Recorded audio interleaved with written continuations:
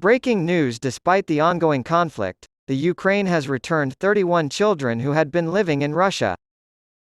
On Saturday, the leader of a Ukrainian rescue group announced that his group had returned 31 children who had been taken to Russia during the conflict. At a press conference in Kyiv, Mykola Kuleba said that the kids were on their way to the capital city. Kuleba heads up Save Ukraine and serves as a presidential commissioner for the rights of children. Since Russia's invasion of Ukraine on February 24, 2022, concerns have been raised about the possible deportation of Ukrainian children. Russian pressure was ratcheted up on March 17 when the ICC issued arrest warrants for Russian President Vladimir Putin and Russian Children's Rights Commissioner Maria Lvova-Belova on charges of kidnapping Ukrainian children. This week, the International Committee of the Red Cross confirmed for the first time that they had been in touch with Lvova-Belova in an effort to reunite families with children who had been forcibly deported. As part of its mandate to restore contact between separated families and facilitate reunification where feasible, the ICRC has been in touch with Lvova-Belova, according to spokesman Jason Straziuso. The abductions and the effort to place Ukrainian children for adoption in Russia were made public by an investigation by the Associated Press, which implicated Lvova-Belova.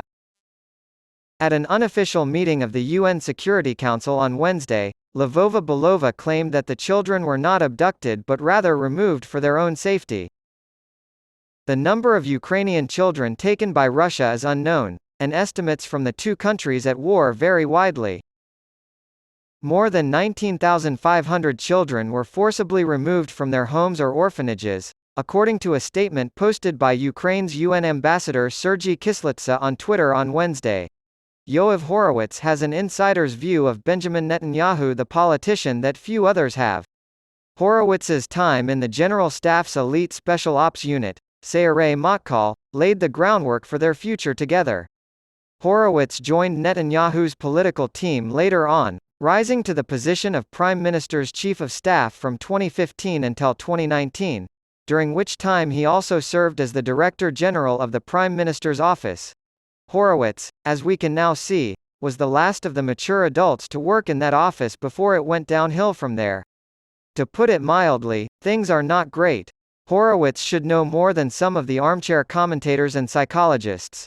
Hence, his appearance at anti-government coup demonstrations waving an Israeli flag is much more than a simple statement by a concerned citizen.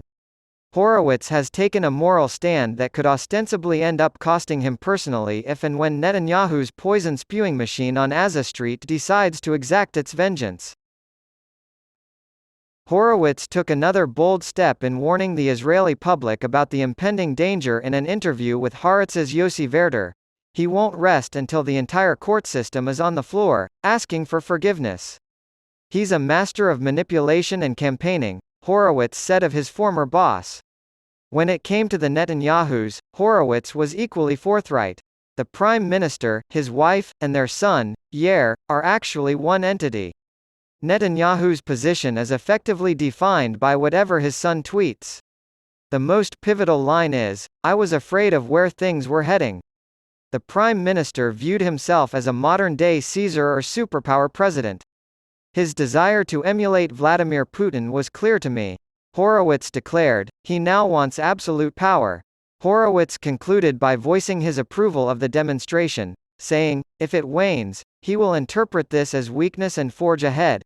Horowitz's politics are crystal clear and present no ambiguity. They lean to the right and are conservatives. In an interview with Werder, he discussed the role of the Supreme Court and the Attorney General in bolstering the West Bank settlement enterprise and defending the Israel Defense Forces from international court proceedings at The Hague, among other things, all of which he had previously denied. Horowitz's revulsion toward Netanyahu in the year 2023 has nothing to do with traditional notions of right and left. It stems from fundamental ethical concerns about the Prime Minister's behavior.